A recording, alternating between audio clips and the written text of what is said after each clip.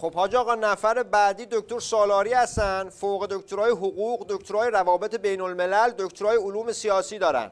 بعد ایشون چند بار تا حالا مرقد امام راحل رفته و با آرمانهای امام تجدید عهد کرده؟ فقط یه بار از اتوبان قم کنار مرقد رد شده. آقا رد صلاحیت آقا جان، رد صلاحیت.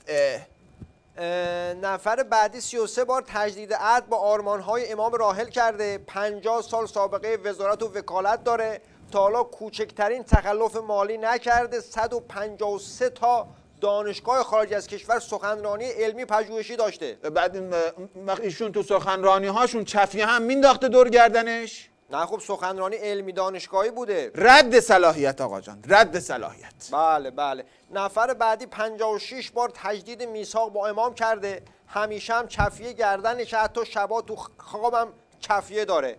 فقط 71 مدرک تحصیلی حوزوی و دانشگاهی داره، 35 سال وکیل و وزیر بوده. در تصادف حین مأموریت پای راستش رو از دست داده. یعنی با پای چپ میره دست به آب؟ بله خب قاعدتاً پای راست ندارن دیگه. رد صلاحیت آقا جان، رد صلاحیت. یعنی چی که آقا؟ نخیر. عجب حاج آقا، دیگه آدم سالو سرشناس دیگه نموند که. آقا جان بخوان از آن گمنامهایش را بخوان. گمنامها بله. یه پرونده داریم اینجا، فقط یه عکس 3x4 داره با اسم فامیل.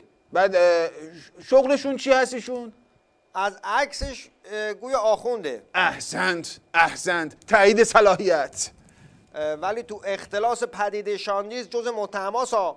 متهمه، هنوز جرمش اثبات نشده که آقا جون گناه مردم رو نشورید پسر جان. تایید صلاحیت. آخه همه مردم میدونن تو قتلات ترورات دست جمعی نقش داشته. آقا از این شایعات زیاده، نکنید این کارو. تایید صلاحیت. فساد اخلاقی هم دارن ها. انقلابی بودن مهمه آقا جان، انقلابی بودن. 90 سالشون ها، پاش لب گوره. تجربه است که به درد مردم میخوره عزیز من. بزن تایید صلاحیت رو. عمل داره، عملش هم سنگینه وا. خب ما مرد عمل میخوایم دیگه، قربون شکلت. بزن تایید صلاحیت. بابا دزد طرف. احسنت، پس شمه اقتصادی خوبی هم داره. آخه بیا آخه دیگه بزن تایید صلاحیت رو دیگه. همین که آخونده کافیه دیگه بابا. بزن تایید صلاحیت رو. کسی دیگه هست شما بفرمایید؟ نیستش.